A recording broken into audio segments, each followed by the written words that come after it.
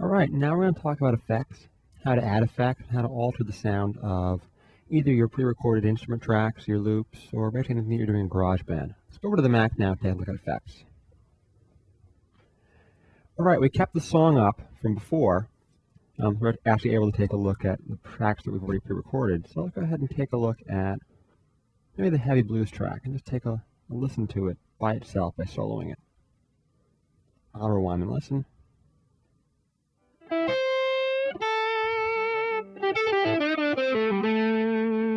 That's a pretty nice sound. Let's get into the actual instrument properties to talk about where you can add effects.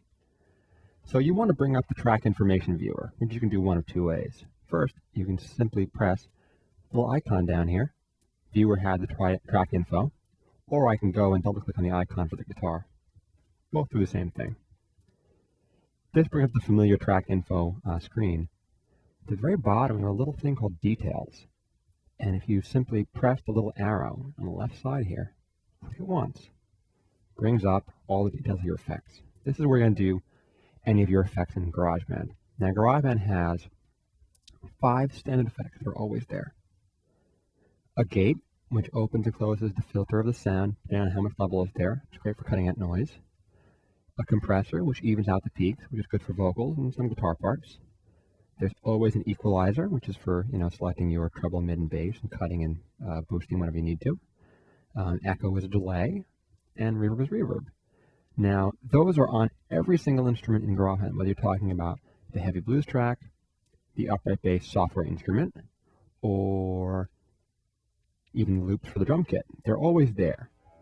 They're going to be, of course, having different sounds and different amounts of effects in there. And you turn an effect on by simply clicking on its check mark. So let's go ahead and let this blues track play again, soloed, so we can hear what our effects are doing.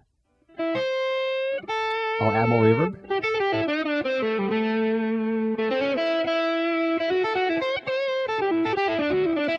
So simply by sliding the reverb slider back and forth, we can change how much the effects in the sound. Now the effects go from 0, which is 100% of the dry sound and no percent of the reverb sound. And when we drag it to the right, we're adding in more of a mix of reverb. So in the middle, we're at 50-50. With reverb, it's probably going to be way, way too much, but we should still hear what it sounds like. All right, too much, so we'll change it.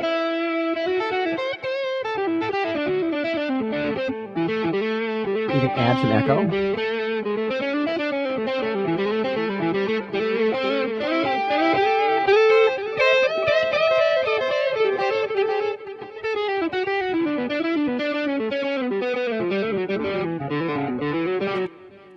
All right, we've got some echo in there. And last in the turn is the amp simulator. Now the amp simulator takes place in one of the two, what I call, they're not the hardwired effect, they're called selectable effects. I don't know if that's a real name for it, it's what I call them.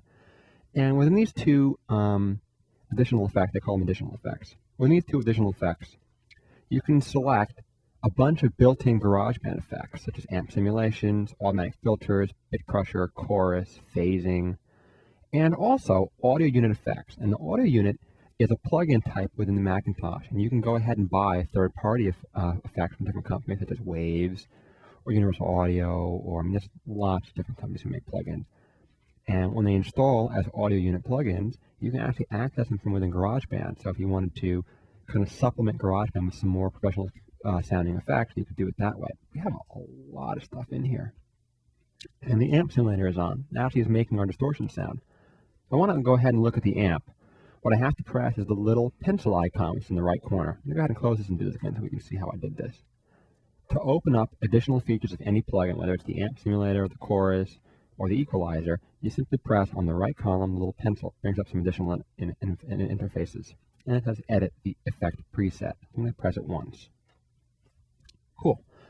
I have a little picture of an amplifier here, and I have a bunch of different controls.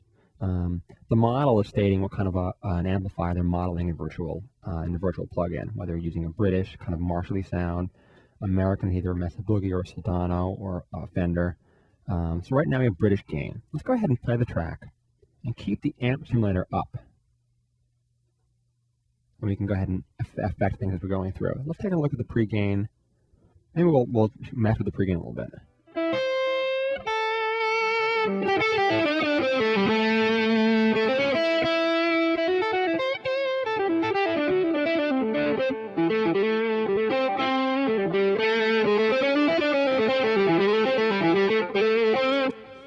can start changing different parameters, how much gain I have, the actual EQ of the amp, and I can do this after I've recorded. So again, it's really cool with like having the ability to change parts after you've done them. I can change the model. I can go to like an American gain and see what that effect that will have on my sound.